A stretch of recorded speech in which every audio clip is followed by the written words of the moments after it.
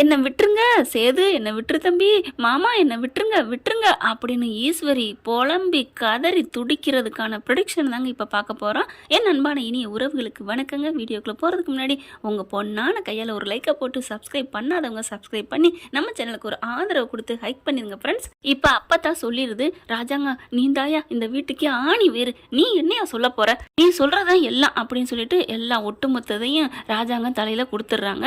இப்போ தமிழ்ச்செல்வி எப்படி போனாங்க இந்த வீட்டை விட்டு அப்படிங்கறது எல்லாம் டீட்டெயிலா சொல்ல, உடனே ஈஸ்வரி இருந்துகிட்டு, அத்தை என்னத்த அவ எவ்வளவு பெரிய விஷயம் பண்ணிட்டு போயிருக்கா, அவளை போய் வீட்டுக்குள்ள சேர்க்கறதுக்கு மாமா கிட்ட ஐடியா கேக்குறீங்களா, அதெல்லாம் கூடாது மாமா கூடாது, அவ என்னென்ன பண்ணிட்டு போயிருக்கா, அவளாம் மனுஷியா அப்படின்னு ஈஸ்வரி சொல்ல, கருப்புக்கு கோபம் வருது. சின்னம்மா சும்மா இருங்க சின்னம்மா, யாரை பார்த்து என்ன பேசுறீங்க அப்படிங்கல பாக்குறாங்க. என்னங்கிற மாதிரி நான் ஒரு உண்மையை சொல்றேன் அப்படின்னு சொல்லிட்டு, தமிழ்ச்செல்வினாலதான் இன்னைக்கு மாமா இந்த மாதிரி இந்த அளவுக்கு வந்து நிக்கிறதுக்கே காரணம் அப்படின்னு சொல்லணும். என்னையா சொல்ற அப்படின்னு அப்பதான் எல்லாருமே கேட்க, ஆமா அப்படின்னு சொல்லிட்டு தமிழ்ச்செல்வி இந்த பாத வெடிப்பா இல்ல சக்திக்கு இருக்காதுன்னு சொன்னதுல இருந்து இந்த மாதிரி ப்ரொஃபஸர் பண்ணா பேசினா அதை அழிச்சிட்டான் மொபைல்ல இருந்து அப்படிங்கறது முதற்கொண்டு எல்லாத்தையும் கருப்பு சொல்ல, அவ மட்டும் அந்த குழு கொடுக்கலைன்னா நாங்க கண்டுபிடிச்சிருக்கே முடியாது அப்படின்னு சொல்ல, சேதுவை பார்க்குறாரு ராஜாங்க.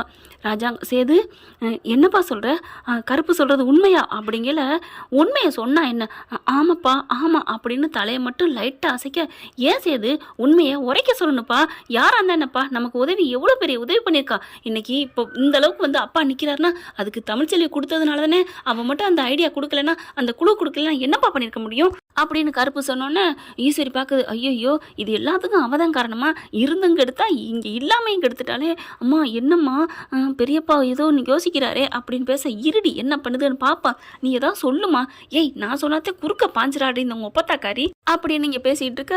அப்படி பார்க்குற ராஜாங்கம், அப்போ என்னை காப்பாற்றினதுக்கு எல்லாம் வழி கொடுத்ததும் தமிழ்ச்செல்வின்னு சொல்ல வரியா அப்படின்னு கருப்பை பார்த்து கேட்க, அதில் என்னப்பா சந்தேகம் அப்படின்னு சொல்லிட்டு அப்பத்தா சொல்லுது, அத்தை ஏய் வாயை மூடுறி அப்படிங்கிறாங்க. என்னதான் இருந்தாலும் அவள் தானே ஃபோன் பண்ணி பேசி இந்த மாதிரி கெடுத்து விட்ருக்கா, அவள் பேசலைன்னு சொல்கிறாளே, அவள் அப்படி தான் சொல்லுவா, நம்ம பேரை கெடுக்கிறதுக்கு தானே அவள் இருந்திருக்கா, பேரை கெடுக்கிறதவ இப்படி எப்படி உயிர் அடமான வைக்கிற அளவுக்கு ஒரு ரிஸ்க்கான எடுத்திருக்கிறா, அவள் காலேஜில் இந்த மாதிரி பண்ணலைன்னா என்ன பண்ணிருக்க முடியும், அதே மாதிரி அந்த ஃபோட்டோவை பார்த்துட்டு நமக்கு எவ்வளோ ஒரு ஆதாரத்தை கொடுத்துருக்குறா, அந்த ஆதாரம் மட்டும் இல்லைன்னா என்ன இருக்கும் அப்படிங்கிற சேதுமே யோசிக்கிறான். ஆனா சேதுவை பொறுத்த வரைக்கும் பெத்தா இப்படி ஒரு புள்ளைய பக்கணுங்க, அட்டா என்னம்மா வேற லெவல் தான் சொல்லணும். இப்ப ராஜாங்கம் முடிவெடுக்கிற தருவாயில இருக்க, அங்க வாசல்ல வந்து ஒரு ஆட்டோ நிக்குது. யாரு அப்படின்னு பாக்குறாங்க. ஆட்டோ விட்டு பார்த்தா சக்தியும் ஜெனியும் வர்றாங்க. என்ன சக்தியும் ஜெனியும் வர்றாங்க, ஈஸ்வரி இருந்துட்டு, இதுக்கு ஏன் வருதுங்க, இதுக்குனால தானே இவ்வளவு பிரச்சனை அப்படிங்கல, வாய மூடுறி அடி அப்படின்னு அப்பதான் பேசுது. ராஜாங்கம் பேசுறதுக்கு ஏதோ மாதிரி ஆயிடுறாருங்க, ரொம்ப அடிபட்ட பூனை மாதிரி ஆயிடுறாரு. இப்போ அவங்க ரெண்டு பேரும் வர்றாங்க. உள்ளே வரலாமா அப்படின்ட்டு, வாப்பா வா வா அப்படின்னு சொல்லிட்டு சக்தியை போயிட்டு சேது நல்ல ஆர்வமாக தாங்க கூப்பிட்றாரு. அன்னைக்கே தமிழ்ச்செல்வி ஃபோன் பேசுகிறா ஜெனின்னு சொன்னுச்சு, சொல்லையில இது ஒழுங்காக கேட்டிருக்கன்னு சேது. இப்போ பாருங்க அவ்வளோ மரியாதை கொடுத்து வாங்க வாங்க அப்படிங்கிறாங்க. என்னப்பா என்ன விஷயம், இங்கே வந்திருக்கானே, அதுகளுக்கு ஈஸ்வரிக்கு வைத்த புடுங்குது, என்னவா இருக்கும் அப்படின்னு பார்க்கல, உங்ககிட்டலாம் ஒரு முக்கியமான விஷயம் சொல்லணும் அப்படிங்கல, என்ன விஷயம் சொல்லணும் அப்படிங்கல இப்படி பார்க்குறாங்க. ஒன்றும் இல்லை, நான் சொல்கிறத கேட்டு நீங்கள் யாரும் அதிர்ச்சி ஆகக்கூடாது, என்னப்பா சொல்ல போகிற சொல்லு அப்படிங்கிறாங்க. அது வந்து நான் சொல்லலாமா வேணாமான்னு உங்கள் வீட்டு ஆளை பற்றியே நான் சொல்லணும் அதுதான் அப்படிங்கிறாங்க. என்ன விஷயம் அப்படிங்கல, இங்கே ஈஸ்வரிங்கிறது யார், ஐஸ்வர்யாங்கிறது யார் அப்படின்னு கேட்க, தூக்கி வாரி போடுது இதுங்களுக்கு.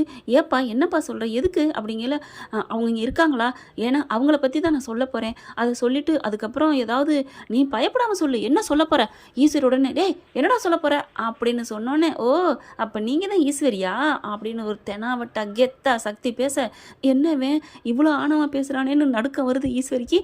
டே என்னடா நான் தான் ஈஸ்வரி, இப்போ என்ன, ஓ நீனா ஐஸ்வர்யா எங்க அப்படின்னு சொல்ல, ஐஸ்வர்யா வெளியில் போயிருக்கா அப்படின்னு சொல்லிட்டு சமாளிக்குது. வெளியில் போயிருக்காளா அப்படின்னு சொல்ல, ஆமாம் ஐயா நான் உங்ககிட்ட ஒரு முக்கியமான விஷயம் சொல்லணும்யா. என்னப்பா சொல்கிற சொல்லு அப்படிங்கல. ஜெனி பார்க்குது. ஜெனி சொல்லு சக்தி சொல்லு, என்னை கட்டி போட்டு வச்சுருந்தாங்கல்ல, அப்போ அவங்க எல்லாரும் அவங்கட்டுக்கு ஃபோன் பேசினாங்கல்ல, ஆமாம் சொல்லுப்பா என்ன விஷயம் சொல்ல வர்ற, அப்போ தான் அந்த ஆள் இங்கே பேசிக்கிட்டு இருந்தாரு, அந்த வீட்டிலே ஒருத்தவங்க இருக்கிறதுனால தான் நமக்கு ஈஸியாக இருக்குது, அந்த ஈஸ்வரிங்கிறது மட்டும் இல்லைன்னா என்ன பண்ணிருக்க முடியும், அது பரவாயில்ல அவங்க வீட்டு ஒரு புள்ள இருக்க ஐஸ்வர்யா, அவள் குரலை மாற்றி இந்த மாதிரி தமிழ்ச்செல்வி மாதிரி குரலில் பேசி இந்த மாதிரி கல்யாணத்தை பண்ணி வச்சதுனால தான் நமக்கு ஈஸியாக போயிடுச்சு அப்படின்னு பேசுனதை கேட்டுக்கிட்டு இருந்தேங்கய்யா அப்படின்னு சொன்னோன்னே ராஜாங்கம் பார்க்குறாரு. அப்படியே அப்படியே திரும்ப, ஐயோ மாமா இவன் பொய் சொல்கிறான், இவன் தமிழ்ச்செல்வி ஆள், அவள் சொல்லி கொடுத்தா இங்கே வந்திருக்கான் அப்படின்னு சொல்ல, யார் சொல்லி கொடுத்து வந்திருக்கா, என்னம்மா பேசுகிறா அப்படின்னு ஜெனி முன்னாடி வருது. என்ன நினச்சிட்டு இருக்க, என்ன நாங்கள் என்ன பொய்யே பேசி வளர்ந்துட்டு இருக்க நினைக்கிறியா, பொய் பேசுகிறதுல எங்களுக்கு என்னடி கிடைக்க போகுது, என்ன மரியாதைலாம் பேசுகிற அப்படின்னு அவங்க மக வர பலார்னு ஒரு அறை கொடுக்குது. திருட்டு வேலை பார்த்துட்டு ஒரு மொல்லமாக்கி முடிச்ச வைக்கி அந்த ஒரு 420 வேலை பார்த்துட்டு இருக்காங்க பாரு வெளியில் ரோட்டில், அவங்கள விட கேவலமான வேலை பண்ணிட்டு இருக்க நீ என்ன வந்து பேசுறியா அப்படின்னு பலார்னு கொடுக்க, ஏன் பொண்ணு அடிக்கிறியா, நீ அந்த தமிழ்ச்செல்வி சொல்லி தாண்டி வந்திருக்கிற, நீ தாண்டி ஃப்ராடுங்க அப்படின்னு சொன்னோன்னா ஈஸ்வரிக்கு ஒரு அறை கொடுக்குது. செனியும் அப்படியே ஆடி போகுது. ஈஸ்வரி, ஐயா நான் சொல்கிறத கேட்டுக்கோங்க, இது பயங்கரமான டேஞ்சர், இதை வீட்டில் வச்சிருந்தீங்கன்னா நீங்கள் யாருமே நல்லா இருக்க முடியாது, இவங்க தான் பேசியிருக்காங்க, நான் காதார கேட்டேங்க, இவங்க பயங்கரமான ஆள் அப்படின்னு சொல்லிட்டு சக்தி எல்லாத்தையும் சொல்ல அப்படியே செம்ம காண்டாகிறாங்க.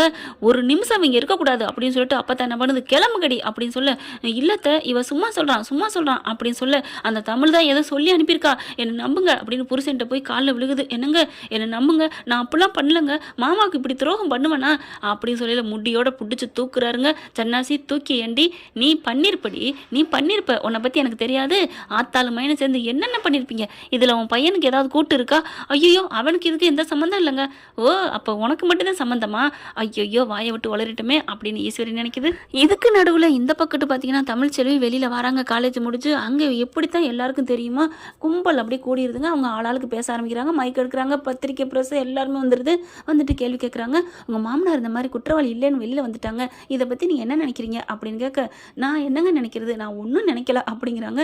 எங்கள் மாமா குற்றம் செய்ய மாட்டார், அது மட்டும் எனக்கு தெரியும், ஆனால் கட்சி ஏன் இப்படி தூக்குனாங்கன்னு தான் தெரியல, எங்கள் மாமாவை தூக்குனதுனால அவங்களுக்கு தான் இழப்பு, எங்கள் மாமா எவ்வளோ நல்லவர் தெரியுமா, ஆனால் அவங்களுக்கு கலப்பு திருமணம் செஞ்சு வச்சாங்கன்னு சொல்லி அவர் மேலே எவ்வளோ ஒரு கம்ப்ளைண்ட் பண்ணி என்னென்ன பண்ணிட்டாங்க, ஆனால் அவர் நல்லவர் தான், பண்ணி வைப்பார் தான், ஆனால் இந்த தான் அவர் பண்ணி வைக்கல, அவர் மேலே எந்த தப்பும் இல்லை அப்படின்னு அடித்து பேசுகிறாங்க. எல்லாத்தையும் இன்னும் கொஞ்சம் டீட்டெயிலாக பேச இது எல்லாத்தையுமே அமைச்சர் வீட்டுக்கு தகவல் போகுதுங்க. அவங்களும் பார்க்குறாங்க, வீடியோ டிவி எல்லாத்துலேயும் பார்த்துட்டு வச்ச அப்போ நம்ம ராஜாங்க மேலே தப்பாக சொல்லிட்டோமோ அப்படின்னு ராஜாங்கத்துக்கு கால் பண்ணுறாங்க. ராஜாங்க அந்த நேரம் தாங்க பேசிக்கிட்டு இருக்கல ஃபோன் வருது, அமைச்சர் வீட்டிலேருந்து ஃபோன் எடுக்கிறாங்க. எடுத்து பார்த்தா, எங்களை மன்னிச்சிருங்க, உங்கள் மேலே நாங்கள் ரொம்ப ஒரு நடவடிக்கை எடுத்துட்டோம், எங்களை தப்பு தான், மன்னிச்சுக்கங்கன்னு கேட்குறாங்க. ஐயோ அம்மா அதெல்லாம் ஒன்றும் இல்லை அப்படின்னு ராஜாங்க சொல்கிறாரு. நாளைக்கே உங்களுக்கு வர்றோம், வீட்டுக்கு வந்து உங்களுக்கு நாங்கள் பதவி பிரமாணம் கொடுக்குறோம், உங்களுக்கு போஸ்டிங் பதவி உயர்வு கொடுக்குறோம் அப்படிங்கிற மாதிரி நீங்கள் அடுத்துலேருந்து நீங்கள் அமைச்சர்லேருந்து மேலே வர்றீங்க அப்படின்னு சொல்ல, இல்லைங்க மன்னிச்சுக்கோங்க, இனிமேல் நான் அரசியலில் இருக்கிறதா இல்லை, எனக்கு மனசே விட்டு போச்சு, அதெல்லாம் நீங்கள் அப்படி சொல்லக்கூடாது அப்படிங்கிறாங்க. என்னங்க எப்படி பேசுகிறீங்க, உங்களை பற்றி எவ்வளோ உயர்வாங்க தமிழ்ச்செல்வி மருமக சொல்லுது, என்ன சொல்கிறீங்க, அடா ஆமாங்க நீங்கள் பார்க்கலையா, டிவி பாட்டு போட்டு பாருங்கள், ஏன் மொபைல்லே வந்திருக்கேன், இதெல்லாம் பார்த்துட்டு தாங்க எங்களுக்கே தகவல் தெரிஞ்சிச்சு, நாங்களே மனசே மாறணும், நல்ல பொண்ணுங்க பாவம், உங்கள் மேலே எவ்வளோ மரியாதை வச்சுருக்கு, கண்டிப்பாக நாங்கள் வருவோம், நீங்கள் என்ன சொல்கிறது அப்படின்னு ஃபோனை வச்சிடுறாங்க. ராஜாங்க மொபைல் எடுத்து பார்க்குறாரு, எந்த இதில் வந்திருக்கு அப்படின்னு பார்த்தா தமிழ்ச்செல்விங்க பேட்டி கொடுக்குறது எல்லாம் வருதுங்க. ஐயா பாத்தியாயா, உன் மேலே மதிப்பு மரியாதை வச்சுருக்கவ இவளாயா ஃபோன் பண்ணியிருப்பா, இவ தான் பண்ணியிருக்கணும், அதைத்தான் நானும் சொல்கிறேன் அப்படின்னு சக்தி அடித்து சொல்கிறாரு. நான் என் ஃப்ரெண்டுங்கிறக்காக சொல்லலைங்க, தமிழ்ச்செல்வியா ஒரு தங்கமான பொண்ணுங்க, நல்ல பொண்ணுங்க, அண்ணான்னு என் மேலே உயிரை கொடுக்குங்க, எனக்குன்னு இல்லைங்க, எல்லாருக்குமே முடிஞ்சவங்களுக்குலாம் உதவி தான் பண்ணும், எப்போ பேசினாலும் என் மாமா மாதிரி ஒரு கடவுளை பார்க்கவே முடியாது, கடவுளை கூட நான் கண்ணால் பார்க்கல, அவர் மட்டும் பெரிய பதவியில், இன்னும் பெரிய பதவியில் ஒரு நாட்டை ஆள்ற சக்தியில் இருந்தாருன்னா இந்த நாடு சொர்க்க பூமியாக மாறும், அந்த அளவுக்கு அவர் நல்ல மனுஷன்னு சொல்லிக்கிட்டே இருக்கும். ஜெனியும் அதே மாதிரி தான், ஆமாம் உங்களை பற்றி ரொம்ப உயர்வாக சொல்லுவா, ரொம்ப நான் கொடுத்து வச்சவங்க அப்படின்னு தான் என் சேதுவும் என் மாமாவும் ரொம்ப நல்லவர் தான் சொல்லுவாங்க அப்படின்னு சொல்ல அவங்களுக்கு ஆடி போகிறாங்க. என்ன சொல்கிறதுன்னு தெரியல. ஈஸ்வரி பார்க்குது, இதுக்கு நடுவில் நம்ம கிளம்பிடுவோம், இங்கேருந்து அடிச்சு போடுவாங்கன்னு சொல்லிட்டு ரூமுக்குள்ளே போக, எங்கேடி போகிற வாடி அப்படின்னு சொல்லி பிடிச்சி இழுக்க, ஐயா ராஜாங்க இதுகளுக்கு என்னையா பண்ண போகிற அப்படிங்கல சன்னா சேர்ந்துட்டு, இதுகளை இனிமேல் நான் வீட்டுக்குள்ள சேர்த்துக்க மாட்டேன் அண்ணே, நீ சேர்த்தாலும் நான் சேர்த்துக்க மாட்டேனே அப்படிங்கல, சன்னாசி நீ என்ன வேணாலும் சொல்லிக்கப்பா, எனக்கு மனசே ஆறலை அப்படின்னு சொல்லிட்டு அப்படியே அங்கே திரும்பிக்கிறாரு. அதுக்கப்புறம் முடியை பிடிச்சி தரன்னு இழுத்துட்டு வராரு சன்னாசி, கொண்டாந்து ரோட்டு வெளியில் மேலே வந்து விட்டுறாருங்க. போய் தொலைங்கடி அப்படின்னு 2-3 துணிமணி பெட்டியில் அல்லையா தூக்கி வந்து போடுறாரு. கிளம்புங்க ஆத்தாலும் மகளும் அப்படின்னு சொல்ல கரெக்டாக அந்த வெளியில் போன ஐஸ்வர்யா வந்து இறங்குதுங்க. இறங்குன கையோட பார்க்குறாங்க, அத்தை என்ன வாடி மச்சனை மவளா நீ சீமை சிரிக்கி அப்படின்னு போட்டு குடுக்குறாரு பாருங்க. என்ன மாமா அப்படிங்கிற சன்னாசி பார்க்குறாரு. உங்களெல்லாம் பாவனு வீட்டுக்குள்ளே சேர்த்தேன் பாரு, ஓடுங்கடி அப்படின்னு சொல்லிட்டு அடி கொடுக்குறாரு. ஐஸ்வர்யா பார்க்குது. என்னத்த என்ன ஆச்சு அப்படிங்கிற. எல்லாம் ஆச்சுடி, கிழிஞ்சிருச்சுடி, டப்பா டான்ஸ் ஆடிச்சுடி அப்படிங்கிறாங்க. மரியாதை போங்கடி தூ அப்படின்னு துப்பி போட்டு வீட்டுக்குள்ளே போகிறாங்க. கதவை டமால்னு சாத்திட்டு 3 அப்படியே நிற்கிதுங்க தெருவில். இப்போ எங்கே போகிறதுக்கு வழியே இல்லடி. முன்னாடியாவது தப்பு செஞ்சால் கார் கொட்டைக்குள்ள விடுவாங்க, இப்போ நம்ம எங்கே போகிறது அப்படின்னு சொல்லல. கரெக்டாக கதவை திறக்கிற சத்தம் கேட்குது. அண்ணன் மாமா ஏதோ மன்னிச்சிட்டாரு போலக்கடி பெரியப்பா அப்படின்னு கதவை திறக்கிறவங்களை பார்த்தா சாவித்திரியும் தாமரையும். எப்படி வாழ்க்கை ஒரு வட்டம்னு சொன்னாங்களே தெரிஞ்சிச்சா? அன்னைக்கு என்ன வீதிக்கு தள்ளி என்ன தள்ளாலும் பரவாயில்ல, என் பிள்ளைக்கு வாழ்க்கையை கெடுக்க நினச்சியடி, என்ன கெடுத்துட்ட. இனி என்ன நான் சொன்னேன்னா என் டேர்ன் வரும்னு.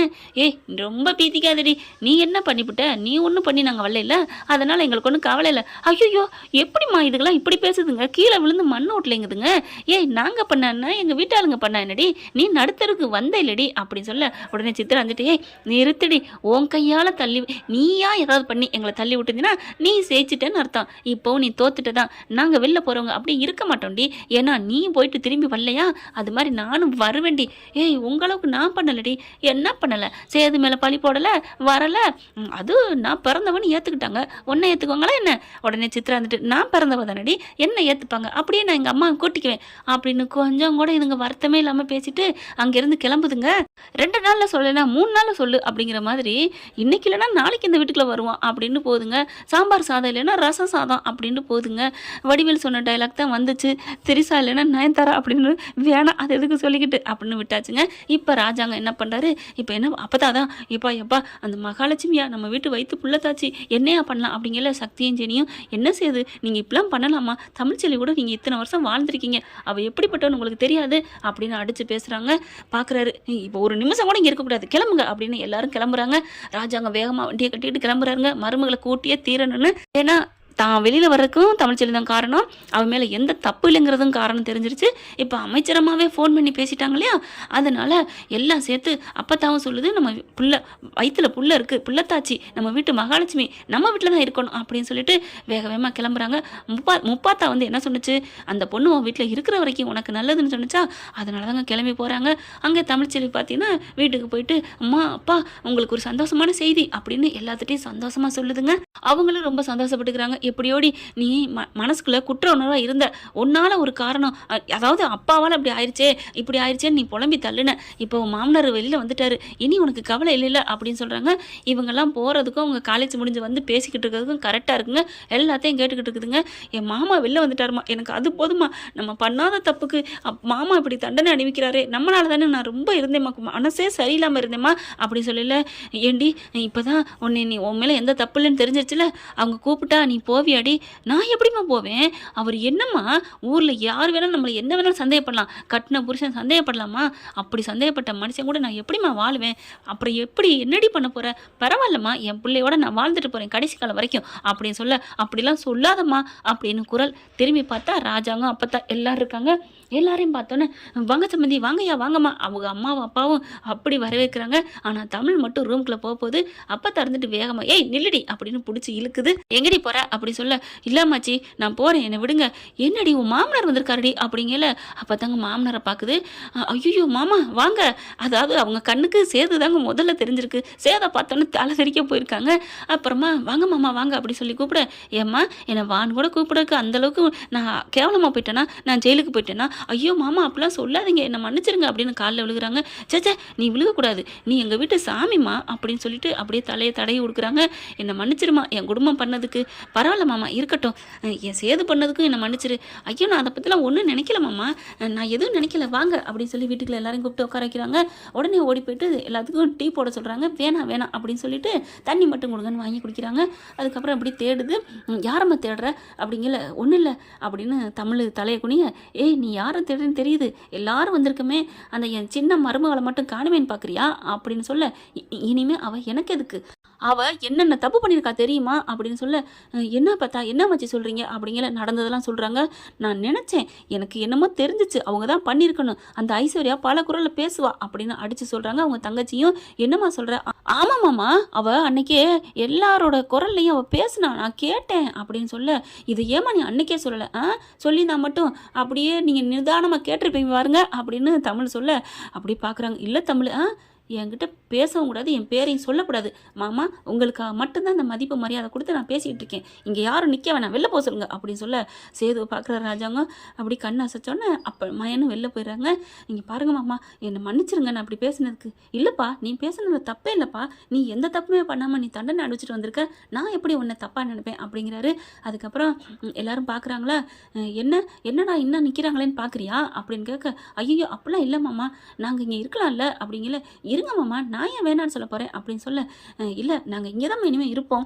ஏமாம்மா அப்படி சொல்கிறீங்க திடீர்னு அப்படின்னு சொல்ல, ஏம்மா இப்போ தான் இருக்க சொன்னேன். ஐயோ நான் அப்படி இல்லை அங்கே வீட்டை விட்டு நீங்கள் இருப்பேன்னு சொல்கிறீங்களே. இல்லைப்பா நீ எப்படியும் வான்னு கூப்பிட்டா வரமாட்டேன், அது தெரிஞ்ச செய்தி, அதனால தான் நாங்கள் இங்கே இருக்கோங்கிறோம். அப்போ என்ன பண்ண போகிற அப்படிங்கிற பார்க்குறாங்க. மாமா தயவு செஞ்சு கெஞ்சி கேட்குறேன், என்னை வான்னு கூப்பிடாதீங்க மாமா, உன்னை வான்னு கூப்பிடலேம்மா, நான் இங்கே இருக்க போகிறேன் அவ்வளோதான், நான் இருக்கக்கூடாதா என்ன அப்படிங்கிற. இருக்கலாம் மாமா அப்படிங்கிறாங்க. அதுக்கப்புறம் எனக்கு நோட்ஸ்லாம் எடுக்க வேண்டியிருக்கு, நான் உள்ளர போகிறேன்னு போகுது. அதுக்கப்புறம் ஐயா மன்னிச்சுக்கோங்க ஐயா, அவள் இப்படி போகிறதுக்கு, சேச்சா அப்படி போனால் தாமா அவள் மன்னிச்சு யாருக்கா இருந்தாலும் இது இருக்க தான் செய்யும். நாங்கள் ஏதோ தப்பே பண்ணாமல் எங்களை உங்கள் பிள்ளை தண்டிச்சிருந்தா அதுக்கப்புறம் மன்னிச்சுக்கோங்கன்னு வந்திருந்தா நாங்கள் மட்டும் என்ன மன்னிச்சிருப்போமா என்ன, இழுத்து அடிக்க மாட்டோம். அது மாதிரி அந்த பொண்ணு பண்ணுது, நாங்கள் எதுவும் நினைக்கல. என்ன சேது என்ன பண்ணுற அப்படின்னு வெளியில் எழுந்திரிச்சு வராரு. என்னப்பா சொல்கிறா, அவளோட கோவத்துலேருந்து இறங்கி வந்திருக்க மாட்டாளே அப்படின்னு சேது சொல்ல, அதெல்லாம் தெரிஞ்சு வச்சிருக்க, அப்புறம் ஏப்பா அவன் மனசை புரிஞ்சுக்காம அப்படி பண்ணிட்டேன், என்னை மன்னிச்சிருங்கப்பா, உங்கள் மேலே உள்ள பாசத்தில் கண்ணு முன்னு தெரியாமல் நடந்துட்டேன் அப்படிங்கிறாரு. இங்கே பாரு, அப்பா மேலே பாசம் வை, இல்லைன்னு சொல்லலை, அதுக்காண்டி பொண்டாட்டி எப்படிப்பட்டவன்னு தெரிஞ்சுட்டா அதுக்கப்புறம் மாற்றலாமா அப்படிங்கிறாங்க. என்னை மன்னிச்சிருப்பா அப்படின்னு கட்டிக்கிட்டு அழுகிறாரு.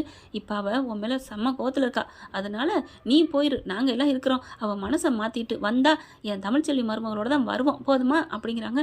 ரொம்ப தேங்க்ஸ்ப்பா அப்படின்னு சொல்லிட்டு கிளம்புறாங்க. கருப்பும் கிளம்புறாரு. என்ன உன் தங்கச்சி கூட தான் இருப்ப, என் கூட வர்ற என்னம்மாம்மா அப்படின்னு சொல்ல, இல்லையா எனக்கு நியாயம் பக்கம் இருப்பேன், அப்போ உன் தங்கச்சி பக்கம் நியாயம் இல்லைன்னு சொல்கிறியா, அட ஏயா என் தங்கச்சிக்காக அங்கே நிறைய பேர் இருக்காங்க, என் மாப்பிள்ளைக்காக ஒருத்த கூட அந்த வீட்டில் இல்லையே, நான் ஒரு ஆளாவது இருக்கணும்ல அப்படின்னு சொன்னோன்னே அப்படியே கட்டிக்கிறாங்க. மாமா அப்படின்னு சொல்லிட்டு, ஆமையா நீ நினைக்கலாம் நம்மளை விட தங்கச்சி என்னையா பெருசாக நினைக்குதேன்னு, தங்கச்சியும் முக்கியம், தங்கச்சி புருஷனும் எனக்கு முக்கியம்யா, நீ நல்லா இருந்தால் தானே அவள் சேர்ந்து வாழ முடியும் அப்படின்னு சொல்லி கட்டிக்கிறாங்க. நீ எனக்கு மாமா கிடைக்க கொடுத்து வச்சிருக்கணியா, என் அம்மா கூட பிறந்ததா கூட இப்படி இருப்பாரான்னு நான் நினைக்கல அப்படின்னு சொல்லிட்டு கட்டி பிடிச்சிக்கிறாங்க. என்ன ஃப்ரெண்ட், தமிழ்ச்செல்வி மனசு மாறுவாங்களா, எப்படி போங்கிறது அடுத்த காலங்களில் பார்க்கலாம். இப்படி தான் போக வாய்ப்பு இருக்குது. இந்த கதை உங்களுக்கு பிடிச்சிருந்துச்சுன்னா உங்கள் பொண்ணான கையில் ஒரு லைக்கை போட்டு சப்ஸ்கிரைப் பண்ணுங்க. Thank you friend. இந்த வீடியோ உங்களுக்கு பிடிச்சிருந்தா தயவு செய்து லைக் பண்ணுங்க. இன்னும் அப்டேட்ஸ்க்காக சேனலை சப்ஸ்கிரைப் பண்ண மறக்காதீங்க. நம்ம கிட்ட இருக்க எல்லா சேனல்ஸோட லேட்டஸ்ட் வீடியோ அப்டேட்ஸ்க்காக மேல ரைட் சைட்ல காட்டுற லிங்கை கிளிக் பண்ணி வாட்ஸ்அப் குரூப்ல ஜாயின் பண்ணுங்க. உங்களிடம் விடைபெறுவது நான் உங்கள் மெஹர்.